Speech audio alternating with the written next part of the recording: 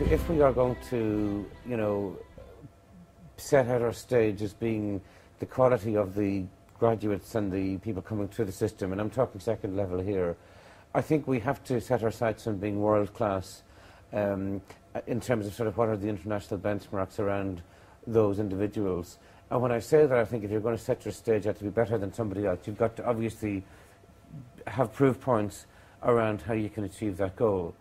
I think how the curriculum is being delivered is going to be something I think has to be looked at. Obviously, the current system is we have a junior cert, we have a leaving cert, we have a transition year.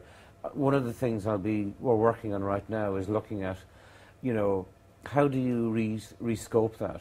I mean, should the junior cert be, should it be a process of continual assessment, or should there be one main point there, or two main points? I think that has to be looked at, and I think it has been mentioned in the past.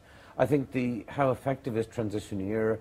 Is there sufficient linkage with industry, and is there a more effective way of using that as the springboard for introducing young people to business, industry and entrepreneurial skills and activities being developed more in that particular phase?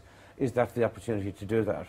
But clearly, if you talk to the third level college leaders, they will say that they spend the first 6 to 9 months of their time reprogramming the people that are coming out of the system and gearing them to gain a different mindset, rather than sort of a rote learning approach, gearing them to more of a logic based and analysis based sort of mindset.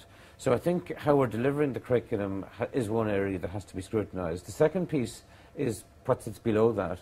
I think we need to have a much more holistic view. I accept that there's the ICT in School strategy. There's a tranche of money has been released back at the beginning of, or latter end of 2009. Another tranche has either been released or is about to be released.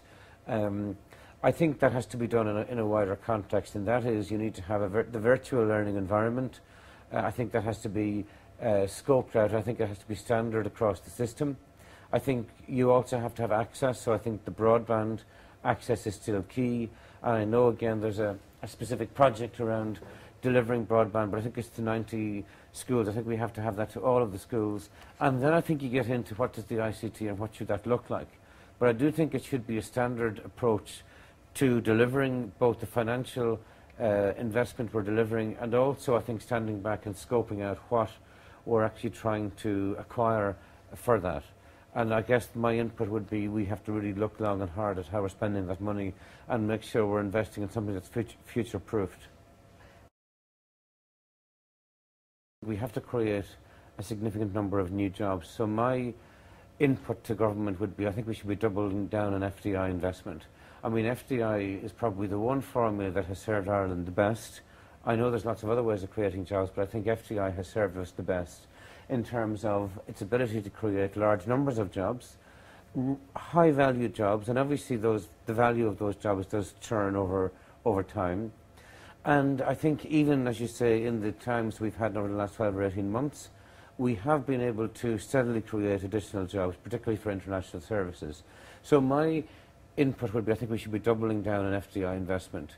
Obviously, I think we need to be casting the net wider, looking at an Asia strategy, which was mentioned informally as well, which I don't think we've done. We've traditionally looked at the US, and I think we have to look at Ireland serving a global economy, predominantly a European economy, but I think we have to look wider than that and certainly look at an Asia strategy or even an Africa strategy going forward. So I would be saying double down on FDI. That has to be the main point I would be making.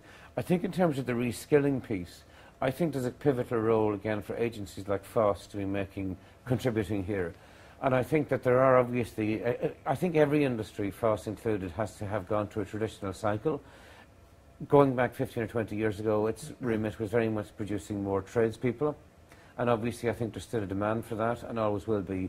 But I do think the types of individuals that need to be reskilled and brought into the workforce are individuals who either have the language skills or the technical skills to soak up those FDI-related positions. So I do think we should be looking again at the budgets that we're allocating to entities like FOSS and saying, hang on, would we be better served using that to reskill people, but reskill them with the modern skills, the language skills and the, as I say, the technical skills to allow them to work in this new workforce we're going to need. I think it came up on the Colin McCarthy report last year that the sort of commercialisation of research, or the output we're getting from what we're putting in, definitely has to be looked at.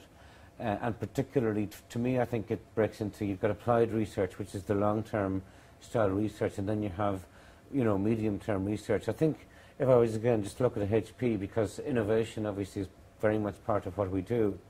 One of the big differences that Mark Hurd made when he came into HP a couple of years ago as CEO is he looked at the whole R&D investment we were making.